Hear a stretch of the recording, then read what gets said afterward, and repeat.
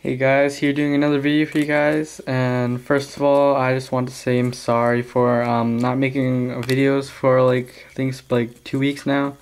So yep, sorry guys, I'm falling a little behind, but I'll be uploading a couple videos today, so remember to watch those. And if you're new, please hit the like button and subscribe. And so yeah, here doing a new segment today on like how to get better at Yu-Gi-Oh, and like what you need, well, not really what you need, but like how to play better. And this one's gonna be on how to build your deck. I'm just gonna tell you guys that these videos actually help me get better, because by making these videos it helps me think more about like how I do things and how I make my deck, because by telling you guys how to do stuff that to make you better, it helps me get better too. So just to let you guys know. First of all, I'm going to be talking about consistency. Consistency in your deck is everything. If you don't have consistency in your deck, you're not going to win the game, because if you don't have the cards that you need to get off your plays, your opponent will get off their plays and you're going to lose the game. Consistency is everything in a deck, because like it helps. That's what gets your cards into your hand and help you get off your plays. And like keeping your cards close to 40 cards really helps with the consistency of a deck. Because like if you have 50 cards in your deck, it's gonna be really hard to get to the cards that you want at the right times. Like if you're a top deck situation, like if you have a 40 card deck, it helps you like win those switch situations. And so I'm gonna go talk about these cards. First of all, I have that represent consistency. Lure Darkness, really good for Gravekeepers and Zectors, all those dark decks. Good for Dark Worlds too, you know, but it's only good for darks. And Pod Duality, like I think it's the best generic searching card in like all of Yu-Gi-Oh that's legal, because it helps you get to the cards that you need. Almost any deck can just throw it in there, and it's just really good at getting to the cards that you need. Helps thin your deck out. This deck makes your deck 39 cards, so it's really good. And like just again, consistency is really needed to play Yu-Gi-Oh, because if you don't have consistency, you're not gonna win, because you need to get the cards that you want and need at the right time. And so cards like these help you do it. So just when you make your deck, just keep in mind that keep it close to 40 cards, and just like have cards to get off your plays fast. And then next I'm gonna go to like what are called so-and-so staples. Where's my Monster Reborn? But okay, I guess my Monster Reborn's not in here, but let's just say one, like I have Monster Reborn here.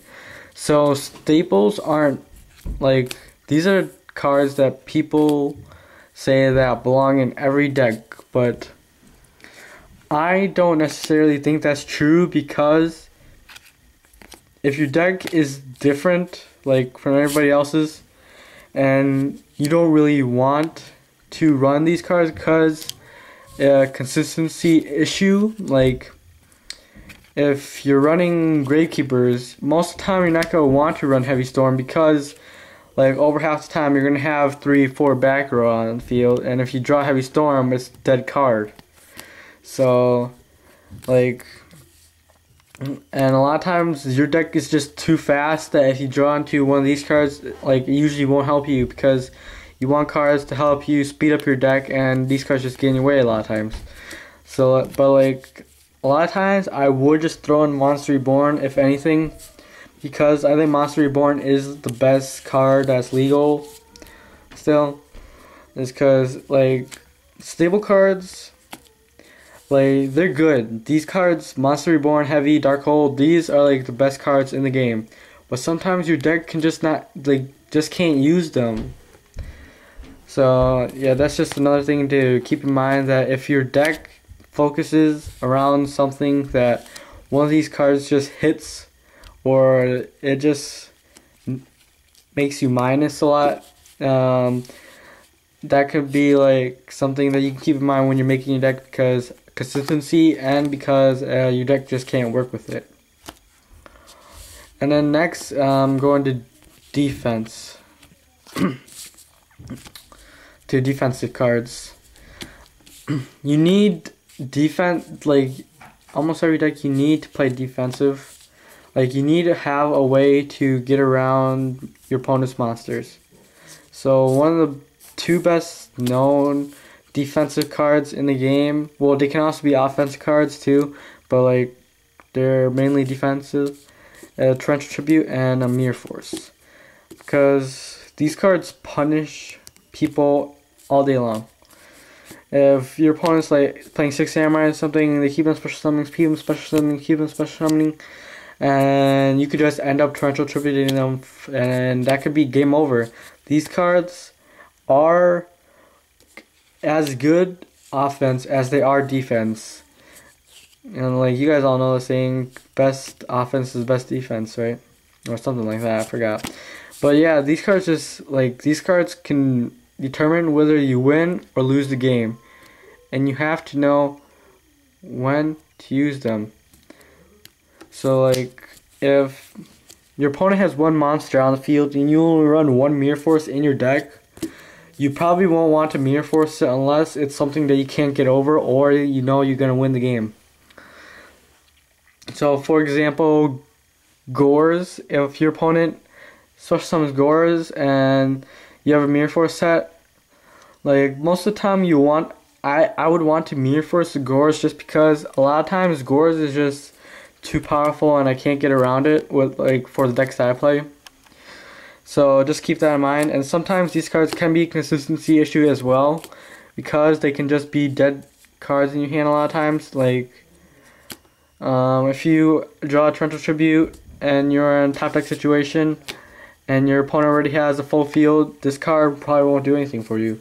So just keep in mind that sometimes Mirror Force may be better choice than Torrential, but a lot of times I just run 1-in-1 because that is probably like the best choice that I would make. But you know, it depends on the deck that you're playing. Just let you know that these two cards can make a difference if you win or lose, but it also is a consistency issue. So yeah, that's it for those two. And Warning and Judgment, two very good cards, but also two cards that could decide if you win or lose the game. Because if you're warning something that doesn't deserve to be warning, you pretty much minus yourself there. And Judgment, if you Judgment like something really bad, and then your opponent this card can really punish you if you use it wrong. Because like most of the time you never want to use Judgment and Warning in the same turn, or probably like within 2 turns, because then you're already down to 2,000 or 3,000 life points, depends which you use first. So yeah, but these cards are very good as well, because this card can stop your opponent's main plays. Like if they get out everything and then Sacro or Exceed for something, you can just Warning it and they have an empty field and just go on attack. Judgment's a really good card. And like Judgment or Dark Hole, Judgment or Heavy Storm, Judgment or Monster that you know that you won't be able to get around, and like just stop everything and let you go for game next turn. But also a lot of decks may choose not to run these cards because traps are slow, and you know sometimes you just want to play a really fast deck. Make it so that you don't play any traps. Make it so you can use all your cards when you draw them, and help you like if you want to like OTK your opponent and stuff. You usually don't want to play these. You usually want to play Trap Stun or something like that, or Decree. But yeah, these cards, keep in mind, may also be a consistency issue. So like a lot of times you can just play around it if you dead draw one of these cards. But like They're good cards, nonetheless. So it's your choice if you want to play these cards or not. And then another defensive card. It's good offense as it is defense. Like I said before, a lot of cards are like that because this card, if you set it, it will destroy everything on the field. If you're like, depends on what deck you're facing, but if you play this card and you get off its effect and destroy more than 2 cards on your opponent's side of the field, you just +1 because this card is just so good. And just like this represents defense, just like a good defense card that can be used in a lot of decks. Really good anti-meta card. If you guys want to if you guys want to tech an anti-meta card, I suggest you tech this one unless like you're playing like a 6-hand deck or something and you just can't afford to waste a normal summon, or this card's effect will minus you more than it pluses you. So yeah, just another good card. Just like anti-meta cards are really good tech cards. Like Granimal is another very good tech, because if you a lot of people may not expect your extra tech card that will maybe change the game, because tech cards are another very important thing when you're making a deck. So when you're making your deck, just keep in mind as well that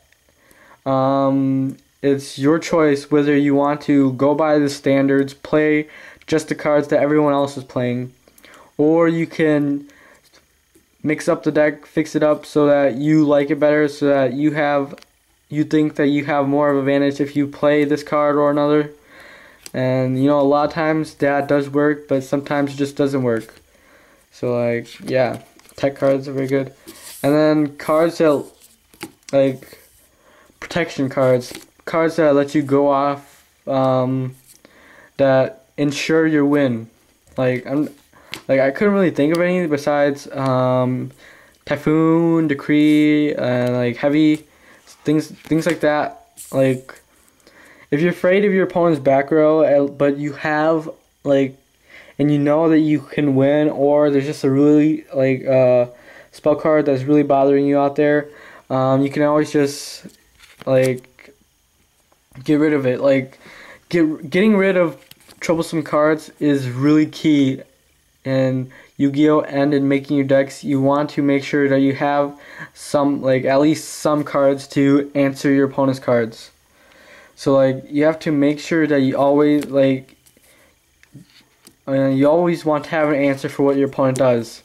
And by playing safe and by playing smart, you usually will always have an answer for your opponent, unless they're they just get really lucky. But Typhoon just helps you really get rid of their back row, help you win the game. But also these are really easy to side in and out, so depends on how you like to play. And this is a consistency issue also, because if you draw this card and your opponent's playing no back row, there really isn't any point in playing this card. So just remember also that this card may be a dead draw. And then late game cards like Avarice or Reborn, things like that. Those cards are good things to keep in mind as well. I just can't really think of any other cards that are really good to draw late game. Things that if you draw during late game, it will really just decide whether you win or lose. So Avarice, you draw this late game, you have 10 monsters in your graveyard, and you really don't have any answers for what your opponent has on the field right now. Play Pot of Avarice, and you get 5 cards back into your deck, so you could draw them again and really just help you plus. And then you get automatic 2 cards, so this is a +1 on you, and then you have cards that you can redraw into. So really good card. And this card doesn't have to be a late game card either. This card, if you're playing what's an example, maybe Turbo Fables, I don't know why I just thought of that, but Turbo Fables, you're gonna be getting 5-6 monsters first, second turn, and if you have Avarice in your hand, just recycle them and get more cards in your hand. It's really good and like helps you win games.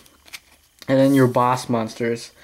I just picked Dark Arm, but like Dark Arm doesn't have to be necessarily the only boss monster that you have. Like Christia or your Synchros or like Doka and your Xyzs, things like that. Those are also like your boss monsters, but like Dark Arm's just a really generic one, really one that everyone knows.